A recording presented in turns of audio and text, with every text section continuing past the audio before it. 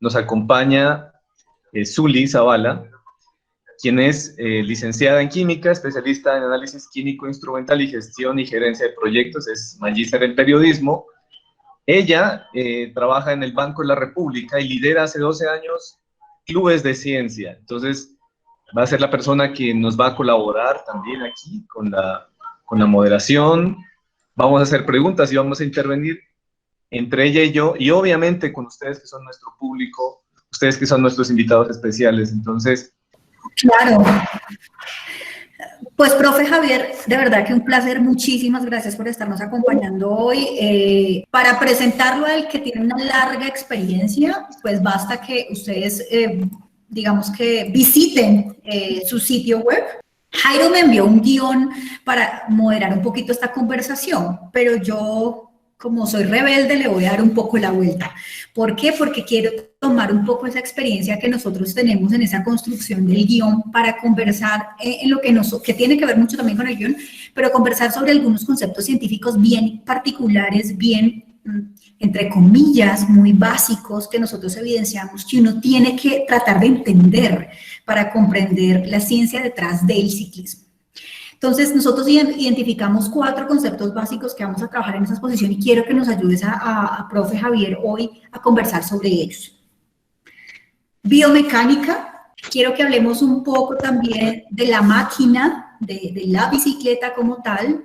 Quiero si la alimentación influye también en el entrenamiento deportivo, no solamente de ciclistas de alto rendimiento y, no sé, un Egan Bernal, si un Nairo Quintana, por poner nuestras figuras, pero también para una persona como nosotros, que de pronto hace ejercicio todos los días o va no sé, aquí en Bogotá, no sé, a Monserrate, montar bicicleta o cualquier otra montaña, o que haga un recorrido por lo menos de 1 hora diaria o 3, 4 horas a la semana, cómo influye este tema de alimentación. Y quiero tocar y quiero que hablemos también de algo muy importante y es la aerodinámica y cómo eso interviene o no para las posiciones que adoptan cada uno de los ciclistas dentro de un equipo. Entonces, esas son como las grandes cosas que me gustaría, digamos, un poco hablar. Arranquemos por la más básica, profe Javier. ¿Qué tiene que ver la bicicleta con el ciclismo? Sabiendo, obviamente, que ya estamos en bicicletas de fibra de carbono y que son muy ligeras, comparadas con las bicicletas que de pronto uno podía montar hace 10 o 15 años, hechas de hierro o aleaciones con otros metales. Fenomenal. Muy bien, pues nada, muchas gracias por la invitación. Gracias a Jairo, gracias a ti por esta presentación. Y bueno, vamos a empezar, como habéis dicho, por la bicicleta, ¿no? Queremos hablar de las bicicletas. La verdad es que desde que yo empecé en esto del ciclismo con 8 años, que ya hace muchos años, porque siempre he estado vinculado al ciclismo desde bien pequeño como competidor, luego como director, luego como federativo, paralelamente como entrenador, el cual ahora mismo dirijo una empresa de bastantes entrenadores que ya habéis presentado por ahí, que alguno puede consultar en entrenamientociclismo.com, que nos dedicamos un poco a todo.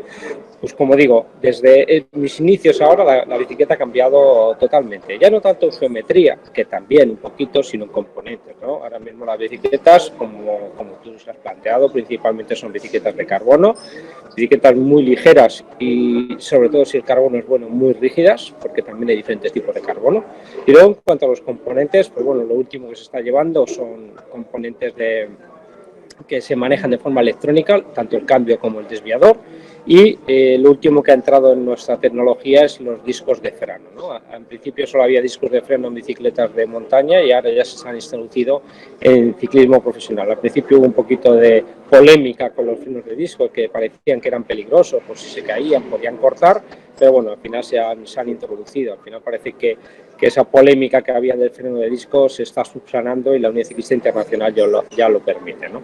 Entonces, bueno, la bicicleta, como he dicho, ha cambiado mucho, ya no tanto en su geometría, la geometría es similar, aparte que la Unión Ciclista Internacional, nuestro máximo regulador del ciclismo ya las tiene totalmente acotadas, tanto en ángulos como en perfiles, con lo cual hay poco modificaciones porque está muy regulado, pero sí en eso, en los componentes carbono, vamos a decir componentes electrónicos, el cambio y desviador eléctrico, e incluso ahora ya por Bluetooth, no hace falta ni meterles cambios, ni meterles cables, y los frenos de disco. Lo demás, pues bueno, prácticamente es como las de toda la vida, ¿no? Las bicicletas también están reguladas en peso por la Unión Ciclista Internacional y las más ligeras del mercado competitivo suelen estar, me parece, si no recuerdo mal, en 6 kilos 700 gramos. En bicicletas oficiales sí que es cierto que hay bicicletas más ligeras, en torno a 5 kilos y medio, pero esas no son oficiales, las montan muy caras, muy ligeras, pero no se puede competir con ellas. No sé si con eso he contestado vuestra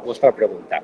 Que sabemos un poquito de cómo la bicicleta ingresó a España, por ejemplo, como por poner un caso particular. Sí que es cierto que ya digo, yo de historia de la bicicleta sé poco, pero bueno, desde el principio de 1900 ya existe ciclismo en Europa. Las primeras competiciones a nivel internacional, pues bueno, como todos conocéis, Tour de Francia, Vuelta a España, que es lo que más al Giro Italia, son las 3 grandes vueltas, y eso, inicios de 1900 más o menos. Esto ha ido evolucionando y sí que es cierto que la verdad es que las grandes vueltas son las que siguen consolidadas y siguen configurando el principal calendario internacional, ¿no? Ya no tanto en España y en Europa, sino a nivel mundial, ¿no? Grandes vueltas como aquí en España, Vuelta al País Vasco, Semana Catalana, Vuelta a Burgos, son las vueltas que yo creo que más historia tienen y que más se remontan a nosotros. Bueno, pero toquemos un tema bien particular y es, normalmente uno tiende a hablar de ciclismo o mencionar el ciclismo como el ciclismo de ruta, pero hay otras modalidades. ¿Pueden mencionarnos algunas otras, quizás, por favor? Bueno, sí, la verdad es que, sobre todo en estos últimos años, una de mis experiencias, la modalidad en ciclismo en ruta era vamos a decir, la estrella, la rey, y prácticamente el resto de modalidades estaban casi iniciándose en el ámbito federativo, ¿no? Sí que es cierto que el mundo del ciclismo de montaña lleva más años, que el mundo del ciclismo en pista lleva más años, el mundo del ciclismo de ciclocross lleva años, pero no tenía un desarrollo tan importante, ¿no? Yo creo que ahora sí que se le está dando mayor importancia a todas estas modalidades, por lo menos aquí en España y yo creo que en Europa. O sea, que son modalidades que están creciendo de forma exponencial. Bueno, quiero que hablemos un poquito ahora sí del concepto de biodinámica, profe. ¿Qué es la biodinámica y por qué es tan importante en el ciclismo? Podríamos decir o definir la biomecánica como esa ciencia que lo que hace es colocar al ciclista en una posición óptima que mejora tanto el rendimiento como la salud, y las dos cosas van parejas. O sea, si tú mejoras la salud del deportista, si mejoras que evitas lesiones, evitas dolores, pues al final el ciclista va a poder ir más rápido, va a apretar más los pedales, ¿no? Es una ciencia que está en constante evolución. Ya os digo, yo empecé con un goniómetro y una plomada y un láser, y ahora tenemos un sistema 3D de los más evolucionados que hay en el mercado en nuestro laboratorio. Tenemos una plataforma de presión para valorar dónde te estás apoyando en el sillín, tenemos Wivas que lo que hacen es calcular los movimientos inerciales. Bueno, ahora tenemos un rodillo, un potro que mide lo que es la fuerza o el torque que estás ejerciendo con cada pedal en cada fase de la pedalada. O sea, que tenemos muchísima información sobre lo que es la biomecánica. Y esto de la aerodinámica que citabais al principio es, yo creo que vamos a decir, prácticamente lo último que estamos trabajando, ¿no? La biomecánica se está trabajando de varias formas. Se están utilizando coeficientes aerodinámicos en velódromos, hay diferentes sistemas que están midiendo coeficientes aerodinámicos en diferentes posiciones, y entonces vas a evaluar, por un lado, dónde se hace fuerza, cómo se hace fuerza y a qué coeficiente aerodinámico, porque muchas veces ya no es solo la aerodinámica la que vale. O sea, tú puedes colocar en un túnel del viento a un ciclista muy aerodinámico, pero si no es capaz de dar pedales o que no es capaz de generar vatios, de generar torque en el pedaleo, pues no vale de nada. Entonces, al final, ya el túnel del viento, no digo que no se esté utilizando, pero sí que se está desechando más por análisis aerodinámicos en velódromos, en el cual se le colocan unos dispositivos al ciclista a la bicicleta que están valorando los diferentes coeficientes aerodinámicos, se les pone a pedalear en diferentes posiciones y se está viendo qué coeficiente tienen y qué vatios están generando, de tal forma que optimizan mucho mejor lo que es la aerodinámica, ¿no? Ahora incluso hay algún sistema aerodinámico en estático, o sea, que le haces una grabación y lo que haces es una estimación en función del área frontal que adquiera el deportista y se sacan coeficientes aerodinámicos estimados, ¿no? Esto sería algo relativamente sencillo, bastante novedoso, pero que no es tan exacto como el coeficiente aerodinámico en un velódromo, ¿no? Eso más o menos esa ha sido la evolución, ya digo, en estos últimos, como he dicho, hay dos ciencias principales, uno que es la cinemática, que es el estudio de la cinemática, es el estudio del movimiento, se graban, ahora mismo nosotros estamos grabando entre 4 y 6 cámaras y valoramos todas las angulaciones que tiene el deportista, incluso en el pedaleo, velocidades angulares, cómo pone el tobillo, cómo pone la cadera, lo que se mueve, y luego también se puede analizar lo que es la fuerza, la cinética del movimiento, y esto se puede calcular pues con un rodillo de torque que también analiza la fuerza, pero lo más preciso son los potros, las mediciones, que lo que hacen es valorar, como he dicho antes, la fuerza que estás ejerciendo. Todas estas ciencias del ciclismo se aplican a cada uno de los ciclistas por separado, sobre todo pensando en los fenotipos tan diferentes que vemos, dependiendo también de la posición que el ciclista adopte dentro de su equipo. No sé, pensemos en dos ciclistas que hagan dos funciones muy diferentes y que sus fenotipos sean distintos. ¿Cómo puede variar el entrenamiento deportivo? Vale, ahí ya tendríamos que profundizar en lo que es la parametrización o la monotilización, el monitoreo, como habláis vosotros allí en Colombia, del entrenamiento, que es un software que lo que haces es prescribir el entrenamiento de forma totalmente individualizada, que bueno, que eso es sencillo porque lo pueden hacer con muchos software, pero la potencia que tiene este software respecto a otros es el análisis de los datos, ¿no? Entonces, nosotros podemos calcular o podemos valorar qué perfil de ciclista tiene, como tú dices, qué rendimiento le vamos a sacar, incluso si ya estamos hablando dentro de un equipo, de una estructura de ciclismo profesional, que podríamos hablar la máxima expresión del ciclismo, ¿no? ¿Qué perfil tiene el ciclista?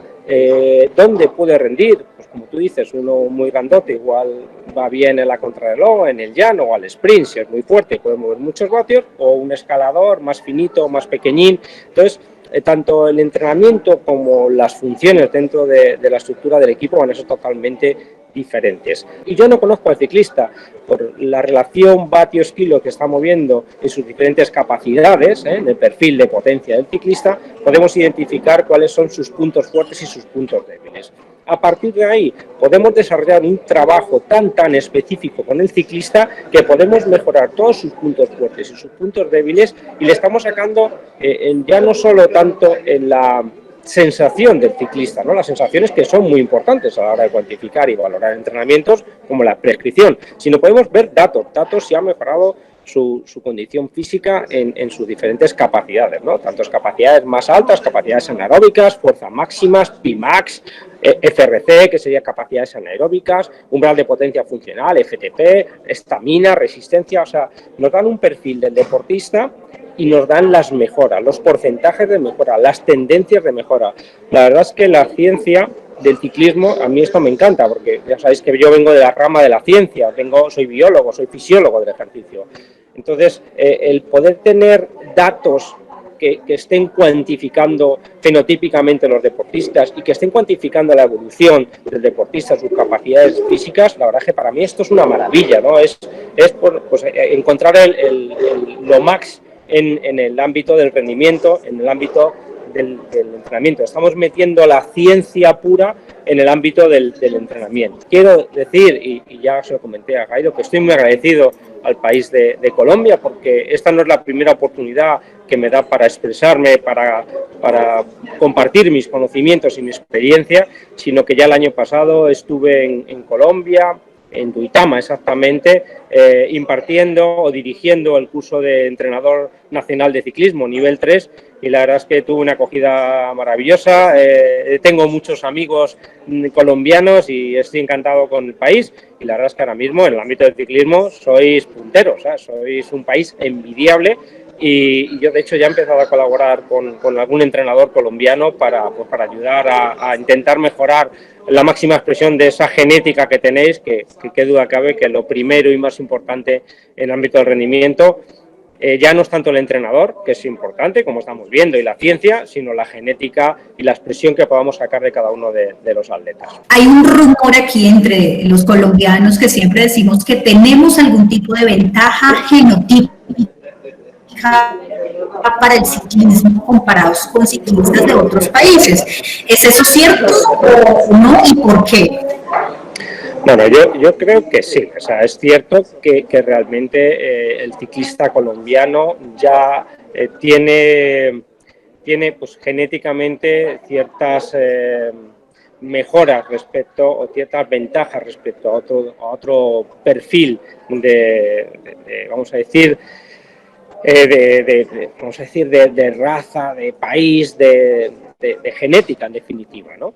Una de las cosas también que es ventajosa por vuestra parte, normalmente es la altitud a la que muchos deportistas viven, ¿no? Yo tuve la suerte de disfrutar de Bogotá, de Duitama, pues a más de 2.000 metros de altura, y claro, ya no hacer deporte a esa altura, sino nacer a esa altura, te genera un tipo de adaptaciones que desde el punto de vista de la fisiología, del rendimiento, de resistencia, son muy ventajosas, ¿no? El poder tener un hematocrito alto, una hemoglobina alta, una mioglobina alta, una capilarización alta, todas estas adaptaciones que dan la altura y que conocemos tanto, porque de hecho los ciclistas entrenan en altura, trabajamos con hipoxia, nosotros ahora estamos desarrollando mucho trabajo de hipoxia, hipoxia intermitente, hipoxia en ejercicio, que da muchas adaptaciones a corto plazo, pero que a largo plazo son aún mejores, ¿no? Que son las que tienen sobre todo estos deportistas que han nacido, han vivido y han entrenado en altura. Entonces, bueno, yo creo que sí que es cierto que sois exitosos en vuestra genética para el alto rendimiento, y además vivís el ciclismo desde dentro. Yo creo que el ciclismo colombiano eso está en auge, y creo que le quedan muchos años de auge. Dice, la preparación de un deportista de alto rendimiento es muy ardua, pero ¿qué tan difícil es mantener a este deportista en el pico de su rendimiento máximo? Ella lo menciona básicamente pues porque el cuerpo tiende a desgastarse y a mostrar un descenso pues en su condición física. ¿Cómo hacen ustedes desde el entrenamiento deportivo para garantizar que estos deportistas puedan mantenerse en el tiempo? Bien, como bien dice y hace la pregunta esta compañera, el estar al 100% de forma no es fácil, ¿no? O sea, va a depender de muchas particularidades. En el ámbito del entrenamiento, una de las cosas que es más importante es la planificación deportiva. Ya sabéis que hay muchas tendencias, podríamos hablar durante horas, ¿no? Pues la planificación tradicional, la planificación por bloque, la planificación inversa, la polarizada, la convergente. Hay multitud de tipos de planificaciones con la que los entrenadores lo que intentamos es lograr que esa prestación, ese estado de forma, ese clipas de forma del 100%, lo consigamos en momentos determinados, que es donde queremos que nuestro ciclista rinda al 100%. ¿Cuántas veces se puede conseguir eso durante la temporada? Pues quizá al rendir al 100%. Entonces lo que utilizamos son esas diferentes planificaciones o teorías de planificación, que yo no soy seguidor de una sola de ellas, ¿no? Al final seguimos o debemos de seguir todas las planificaciones, y dependiendo del sujeto, la edad que tenga, el tipo de ciclismo que haga, la cantidad de picos de forma que queramos conseguir con él, utilizaremos una u otra. Al final lo que tenemos que ser es extremadamente habilidosos, por un lado, con nuestra experiencia para aportar la carga necesaria a ese sujeto para llegar a su estado de forma óptima, y esto lo conseguimos ahora mismo con dos cosas. Primero, con todas estas herramientas que estamos hablando de análisis de datos, de monitoreo del estado del deportista, y por otro lado, la experiencia que tenga el entrenador con el ciclista. Por otro lado, también deciros que no es lo mismo entrenar a un ciclista World Tour, que tiene que preparar un campeonato del mundo o que tiene que preparar una Vuelta a España, que trabajar con un ciclista categoría junior o cadete, que al final sí que las cargas son mucho menos intensas y que podemos mantenerlo durante mucho tiempo, en un estado de forma óptimo. Al final también hay que identificar qué perfil de ciclista tenemos. Pero vamos, se consigue eso, estudiando mucho, teniendo experiencia y escuchando también las sensaciones del deportista. Además, podemos añadir a esto que ahora tenemos parámetros, vamos a decir, biomarcadores, que son esos parámetros que cuantifican la carga interna del deportista, o sea, cómo le está cómo está asimilando el deportista ese entrenamiento que nosotros estamos prescribiendo, porque nosotros prescribimos carga externa, que son número de horas, vatios, intensidades, porcentajes, tipo de series, pero por otro lado es cómo está afectando esto al organismo de cada ciclista. Y ahora, pues con parámetros tan sencillos como el HRV, la frecuencia cardíaca en reposo, parámetros bioquímicos, si tenemos disponibilidad de una analítica de sangre, pues con esto ya vamos a saber si ese deportista está asimilando bien el entrenamiento o no lo está asimilando. Profe, entremos a un tema que han consultado también bastante y es el entrenamiento por vatios. ¿En qué consiste? ¿Para qué sirve? ¿Cómo se hace? Pues nada, a ver, el entrenamiento por vatios es un poco la evolución del entrenamiento, ¿no? Yo recuerdo cuando yo empecé a entrenar a deportistas, o cuando yo entrenaba incluso, entrenaban por velocidad. Luego ya se empezaron a desarrollar la frecuencia cardíaca, ¿no? Como un índice de carga interna muy importante, ¿eh? O sea, yo no desestimo el trabajo de la frecuencia cardíaca y ya lo aparto, sino que lo sumo al entrenamiento por vatios. El entrenamiento por vatios, en definitiva, lo que nos da es una medida exacta del trabajo que está desarrollando el deportista.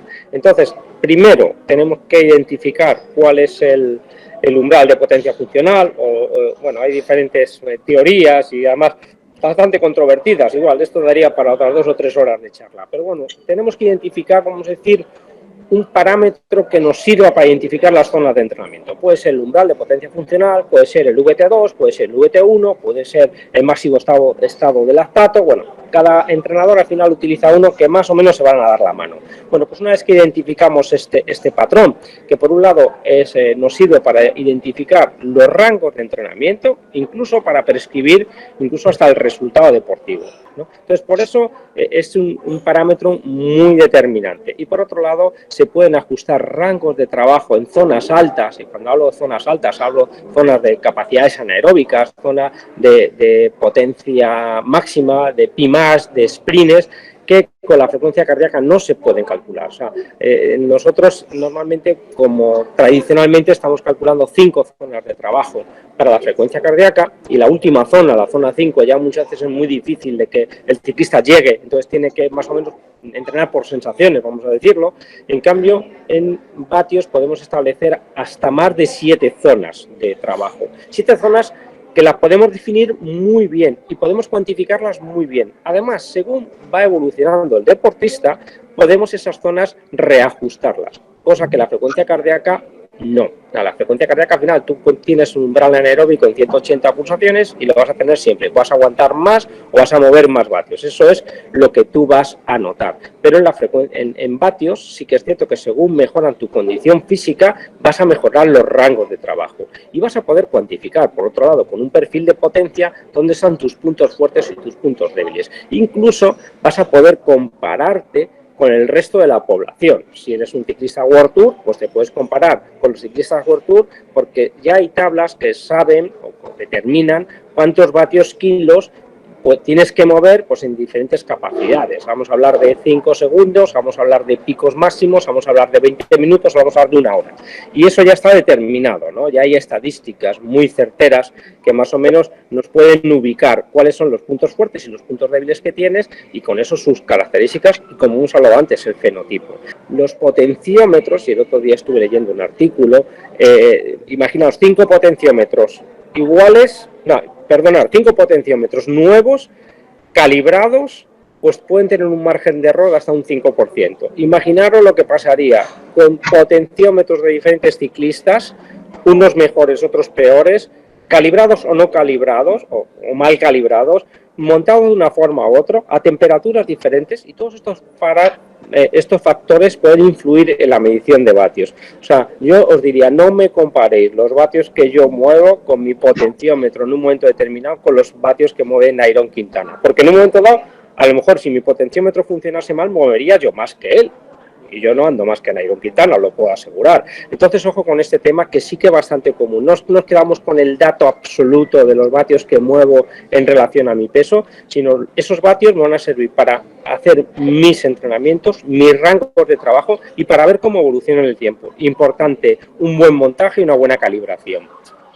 siempre voy a utilizar los dos en conjunto. O sea, yo nunca me he despedido de la frecuencia cardíaca porque entiendo que nos está dando la carga interna al deportista y nos está dando un valor que los vatios no nos van a dar. O sea, siempre, en cualquiera de los casos, utilizaría los dos.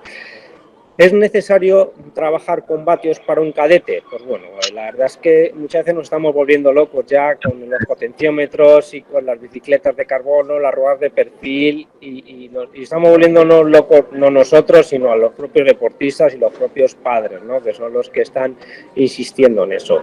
¿Que se podría hacer un entrenamiento más preciso? Sí. ¿Desde el punto de vista de la fisiología y del rendimiento podría ser mejor? Pues podría decir que sí.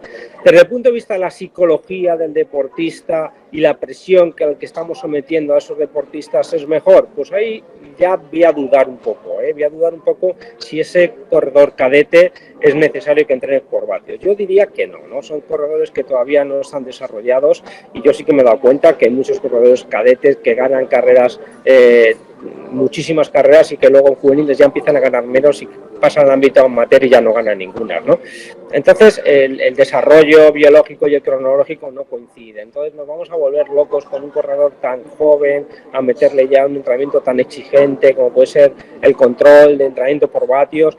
Y mi recomendación para con los padres y para con los entrenadores o directores es utilizar los vatios a partir de categoría junior, y tampoco sería extremadamente necesario hacerlo, ¿no? Pero bueno, si queremos empezar a controlar datos y podemos empezar a comparar datos antes de juveniles, creo que no merece la pena.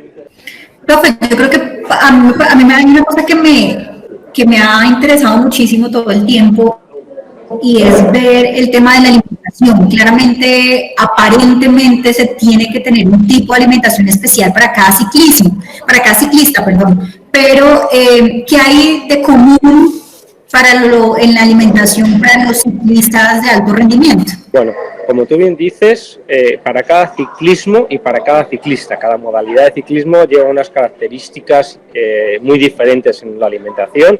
No es lo mismo un ciclista de pista de velocidad que un ciclista de ruta. O sea, un ciclista de pista de velocidad, si lo veis en una foto, es hipertrófico, parece un culturista en vez de un ciclista, y un ciclista de carretera, sobre todo un escalador, pues tiene pinta de pasar mucho hambre, ¿no? De estar casi desnutrido.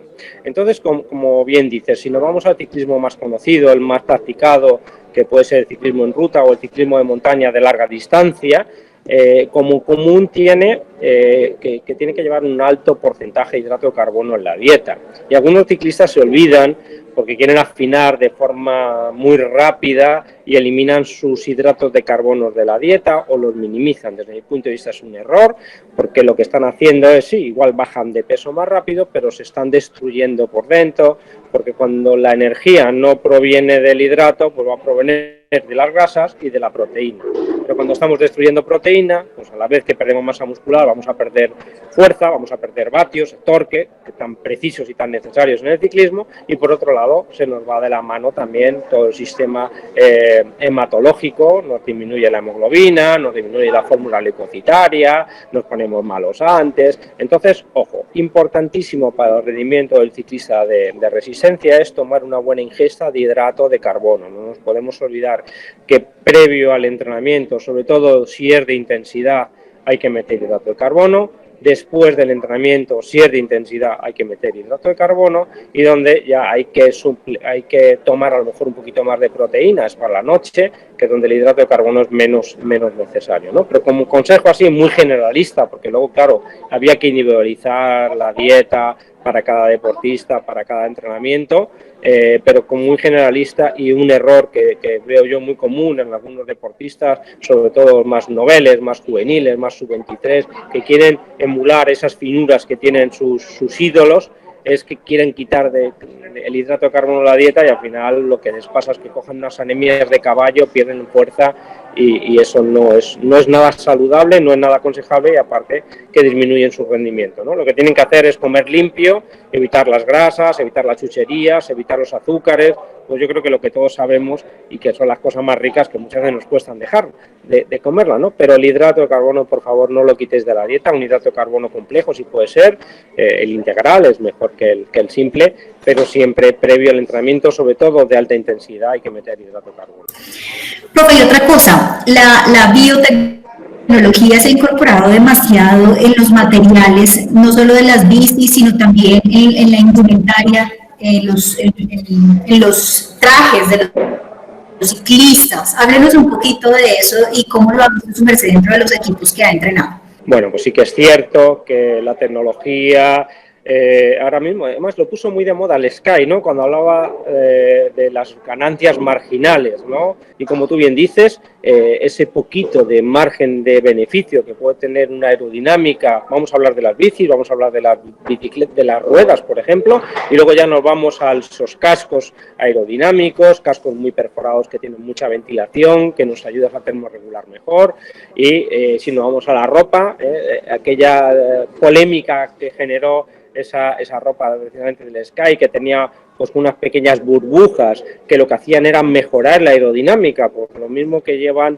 las pelotas de golf, que vienen como con burbujitas y bultitos que mejoran la aerodinámica, pues eso fue lo que implementaron incluso en la ropa, ¿no? Para mejorar esa aerodinámica y ganar esos poquitos segundos que para un usuario normal de la bici yo creo que no son necesarios, pero claro, para el alto rendimiento, para ganar un Tour de Francia, para ganar un campeonato del mundo, eso es súper importante, ¿no? Esa implementación ahora mismo se está llevando prácticamente en todos los equipos profesionales y sí que es cierto que la aerodinámica, por ejemplo, que hemos hablado al principio, que antes se tenía como olvidada, ahora ya sí que se está implementando y hay muchos equipos que van al velódromo con profesionales como nosotros, por ejemplo, y que nos contratan pues para mejorar esa aerodinámica. Primero esa biomecánica en la posición de la bicicleta, en la bicicleta de contrarreloj, y luego ya pues esa aerodinámica en el velódromo. Entonces, bueno, pues eso, en redes sociales, Javier Fernández en Instagram, Javier Fernández en Facebook, y Entrenamiento Ciclismo en Instagram y en Facebook. Y pues infinitas gracias a nombre de todos los que están en el streaming, de todos los colaboradores. Muchísimas gracias, profe, por este tiempo y espero que en una próxima oportunidad lo volvamos a tener. Bueno, pues nada, muchas gracias a vosotros por invitarme, es un placer compartir, ya os digo, mi experiencia, mis conocimientos con todos vosotros y encantado, gustoso de poder colaborar y de ampliar esta información en ya a lo mejor en foros más concretos, ¿no? Podemos hablar de biomecánica, podemos hablar de entrenamiento por vatos, podemos hablar de training peaks, de fenotipos, de alimentación, lo que queráis. Estoy gustoso de poder estar con vosotros en cualquier otro momento, ya tenéis mi contacto y muchas gracias por invitarme y eso, espero que nos veamos pronto de nuevo.